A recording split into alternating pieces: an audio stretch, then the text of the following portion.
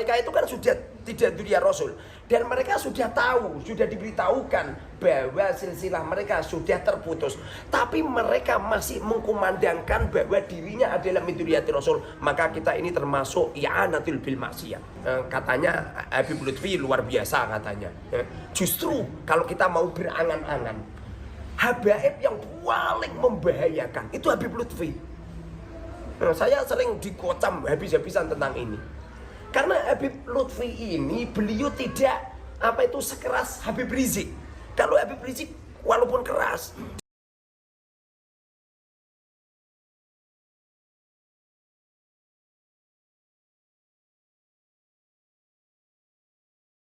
diulang Kiai. Jenengan bilang tadi, iya, terputusnya nasab Habib Alwi itu tidak berimplikasi kepada berimplikasi pada terputusnya keilmuan. Ternyata tapi setelah saya pelajari kitab-kitab Ba'alwi, banyak kenyelenehan,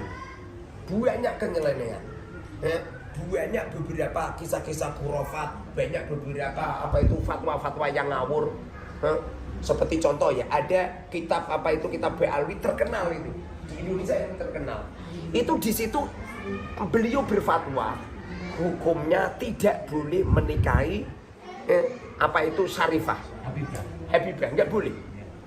Nah ini sehingga saya itu perkiraan atau husnudon saya dibalik terputusnya silsilah, tidak terputusnya keilmuan. Jebul enggak juga. Malah untuk mengembangkan keperawanan. Justru terputusnya silsilah juga akan merembet pada terputusnya keilmuan.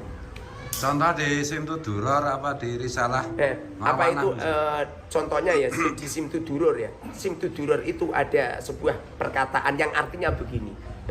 Habib Ali Al-Habsyi menerangkan bahwa Rasulullah itu dulu di waktu pembedaan dada, Habib Ali mengatakan bukannya mahalus seton itu dibuang, bukan, tapi yang tadinya sudah bagus kemudian ditambahi kebaikannya.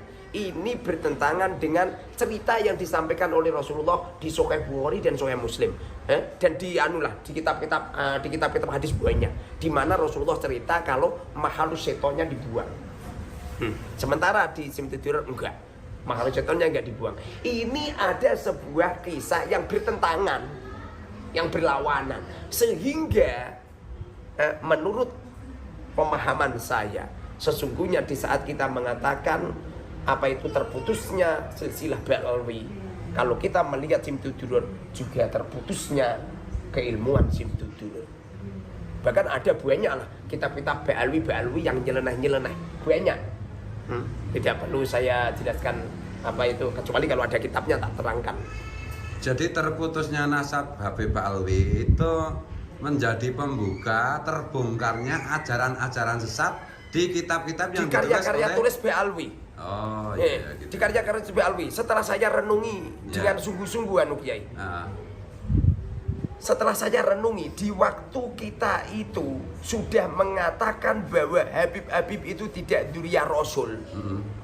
Tapi kita masih setuju dengan fatwa-fatwanya Ba'alwi. Padahal mereka itu kan sudah tidak dzurriyyah Rasul, dan mereka sudah tahu, sudah diberitahukan bahwa silsilah mereka sudah terputus, tapi mereka masih mengkumandangkan bahwa dirinya adalah min dzurriyyati Rasul. Maka kita ini termasuk i'anatul bil maksiyah, i'anah maksiat, menolong kemaksiatan, karena mereka udah jelas-jelas tidak dzurriyyahnya Rasul. Loh, kok kita masih ngikutin orang-orang yang mengetahui bahwa dirinya sudah tidak dzurriyyah Rasul, tapi masih mengaku dzurriyyah Rasul, dan ajarannya sesat, dan ajarannya banyak yang keliru.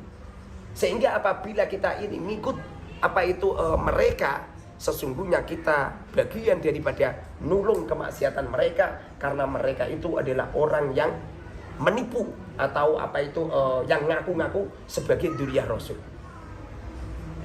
Makanya jangan heran apabila ada dzurriyyah Rasul yang ada di Indonesia itu nyeleneh itu.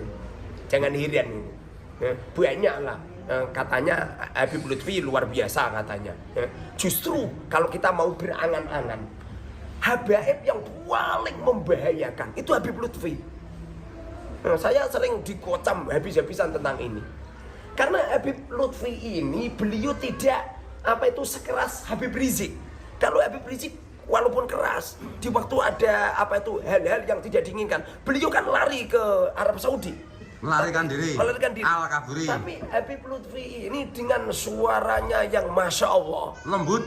yang Masya Allah, lembutnya yang luar biasa, tapi sangat-sangat membahayakan. Kenapa kok sangat-sangat membahayakan? Coba sekali-kali panjenengan, coba di tempatnya Habib Lutfi, jangan cuman sehari 2 hari, 40 hari panjenengan kumpul dengan Habib Lutfi, nanti baru tahu asli daripada Habib Lutfi. Kalau hanya melihat sekilas, melihat jubahnya dan ya seperti anak kecil lihat lihat orang yang pakai jubah. Di sini kan banyak orang-orang yang semacam itu. Jadi walaupun kita ini beranggapan bahwa silsilah Ba'alwi itu terputus, itu bukan berarti hanya sekedar terputus silsilahnya saja, tidak. Tapi coba diteliti keilmuannya. Ada hal-hal yang aneh. Teliti orangnya, ada hal-hal yang aneh. Indonesia ini sangat antusias dengan Habib Syekh semisal. Loh, kita orang ini percaya penuh dengan Habib Syekh yang imamahnya Masya Allah, yang pembicaraannya Masya Allah, yang pidatonya Masya Allah. Kemudian menipu dengan sebutan, dengan lantunan lagu Habib Rizik, Habib Rizik, gurune NU. Loh, ini menipu loh ini. Ini sangat-sangat menipu. Bagaimana jikalau Habib Syekh wafat, Habib Lutfi wafat, ulama-ulama pribumi wafat, anak keturunan kita akan mengatakan bahwa Habib Rizik gurunya NU. Kapan wong NU belajar mondok di tempat Habib Rizik? Panjenengan pernah mondok di Habib Rizik? Nggak pernah. Seakan-akan orang NU ini berguru dengan Habib Rizik. Seakan-akan seperti itu. Itu tidak cuma itu saja. Banyak penipu, tipuan-tipuan. Banyak itu. Kalau pengen tahu caranya atau berteman dengan tokoh-tokoh Habib itu, coba temani selama 40 hari. Nanti akan tahu. Temani selama 40 hari. Coba itu di Semarang itu ada Habib Umar itu. Coba sekali-kali temani 40 hari. Jadi saya ini tidak hanya sekedar memframing jelek, enggak. Coba temani selama 40 hari. Orang itu kalau pengen tahu kehebatan orang, lakukan metode arba'in. Lakukan metode arba'in. Wong ada orang mandul Gus, ada orang mandul nggak bisa hamil. Saya ijazahi metode arba'in Gus, langsung hamil loh Gus. Maksudnya metode arba'in gimana? Tak suruh berhubungan badan 40 hari non stop. Jebol. Makanya kalau ada orang ampuh jaduk, dibedil dor, dimadaan benda, caranya ditembak nyampe 40 kali. Jebol mau tembak. Jebol.